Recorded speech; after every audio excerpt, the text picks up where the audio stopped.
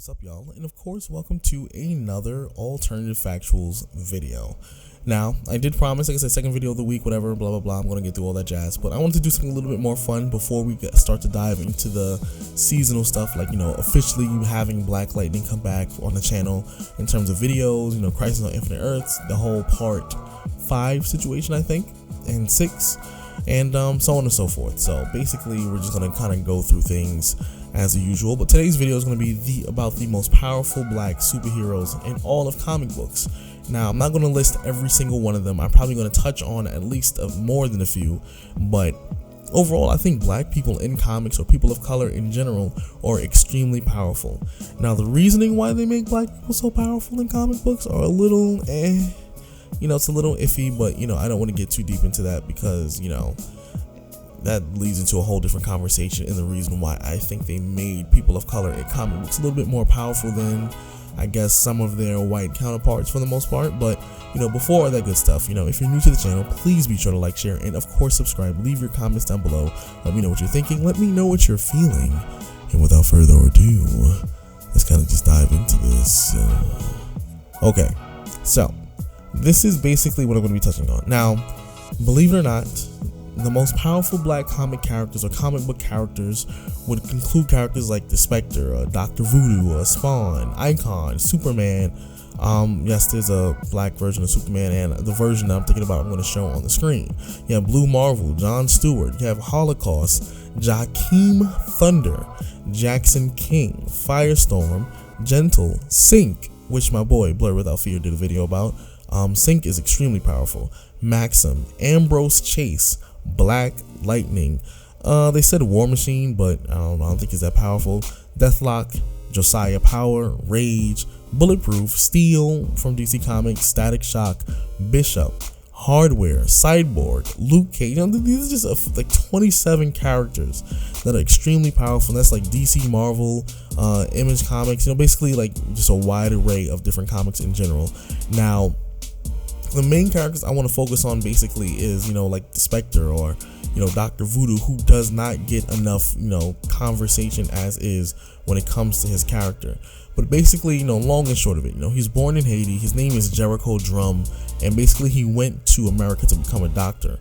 But one day he received a word that his brother was basically dying because of a voodoo curse. He got revenge by learning voodoo from Papa Jumbo.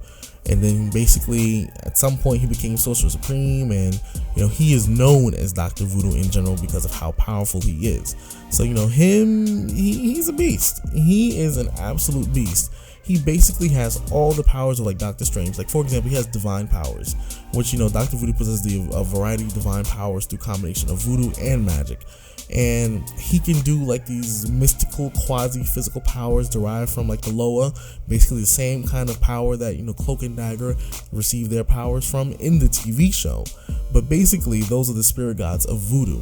Now he has the ability to heal, levitate, and his magic is extremely powerful. And it's so powerful to the point like he actually became, like I said, the Sorcerer Supreme. And as a Sorcerer Supreme, he basically even gained more power. He has teleportation, and voodoo in itself is a very, very dark art. And it's ridiculous. Dr. Voodoo is definitely one of those characters you don't want to mess with. Spawn, for example, out of control. Now, don't get me wrong, his comics are not that dandy, not that wonderful, but in terms of his sheer power, what he was capable of, I think about like 75% of like through his publication history, he was scary. Now, at one point, Spawn, he was a spawn basically from hell. Then he became a demon, and then basically at one point again he like took over heaven and hell, and then so he became like almost this one above all like being because he was just so powerful. And then it was just, oh my Jesus. Let me put this in perspective for you. Now, his powers include, necroplasm. The source of Spawn's powers come from necroplasm. It is basically what gives him his strength, his durability, and he's capable of lifting an entire building and throwing it with ease. Now, this is base form of hell, of Spawn, basically. And what made Spawn so unique is the fact that, he can detect, the feelings of other people. He's like basically Naruto Sage mode. but also he was given divine power. Now, this is the part that I kind of want to get into. Spawn had been given great power due to the help of the Green World and Mother. He was given the power to control the Earth itself during and after his battle with Urizen, and used this power to swallow him whole in the Earth, giving him a piece of the fruit from the Tree of Life. The Mother gave Spawn godlike power. He used these new powers to engulf an army of Hellspawn in the Earth and send them back to Hell. He also used his power to destroy all of Hell and Heaven's forces and reconstructed all the Earth and its people and trapped God and Satan in their own realm.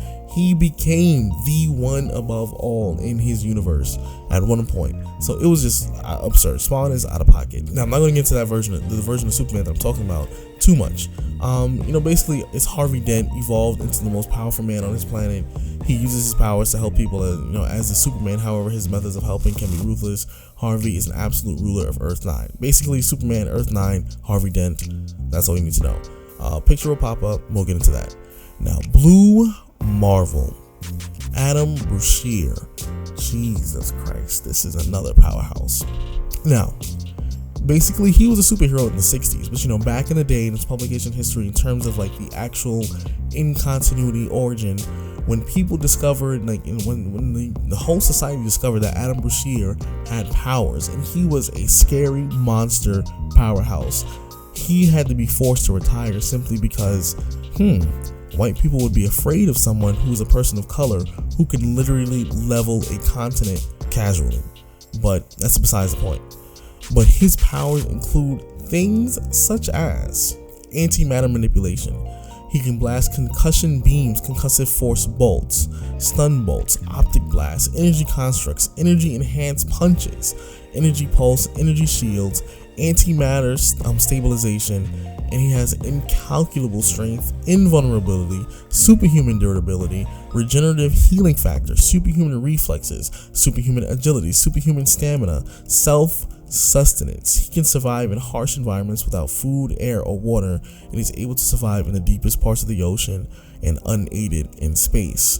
Superhuman speed, flight, superhuman senses. He actually possesses the ability to kind of have cosmic awareness, enhanced vision, sense of smell, taste, hearing, sense, touch, mental perception, energy manipulation, molecular manipulation. He is a reality manipulator, and he is black.